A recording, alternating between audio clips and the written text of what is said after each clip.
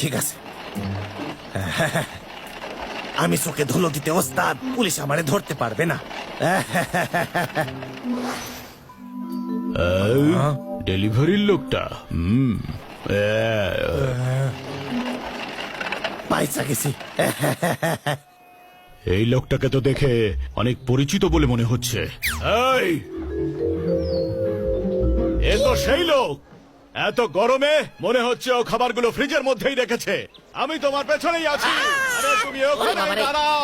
আরে দাঁড়াও বলছি। আরে কোথায় যাচ্ছ? দাঁড়াও, যেও না, দাঁড়াও।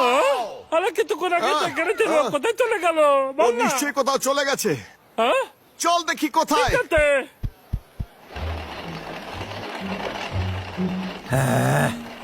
আজকাল তো টাকা রোজগার করা খুবই পরিশ্রমের কাজ হইয়া গেছে।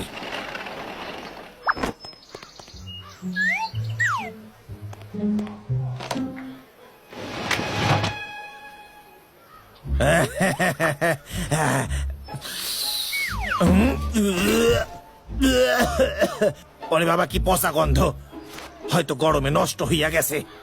আরে দোকানে কেউ আছে নাকি? 10 পিস কাবাব দাও আমাকে, আমার হাতে সময় কিন্তু খুব কম। হ্যাঁ, এক্ষুনি দিচ্ছি স্যার। আমারে 2 মিনিট দেন, বানাই দিচ্ছি স্যার।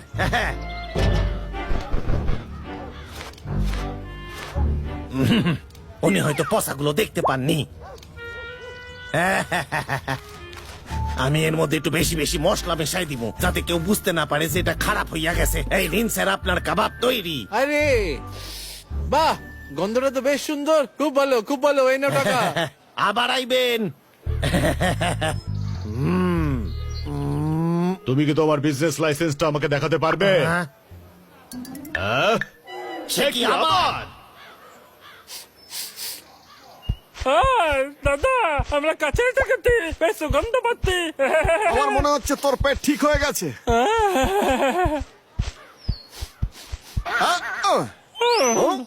চলো। আরে তুমি কি সেই ডেলিভারি বয়? সত্যি কথা বলো আমায়। তুমি হঠাৎ করে কাবাব বিক্রি করা কবে থেকে শুরু করলে? হ্যাঁ বলো। আসলে আমার কাছে কিছু খাবার বাইচা গেছিল, ওই প্রথম কাস্টমার নেয়নি, তাই তো নষ্ট না কইরা বিক্রি করতাছি।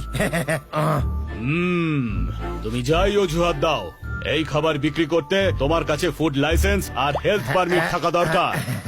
ওই সব বাড়িতে ভুইলে আইছি। বাহ, আরে এই অজুহাতগুলো অনেক পুরনো হয়ে গেছে।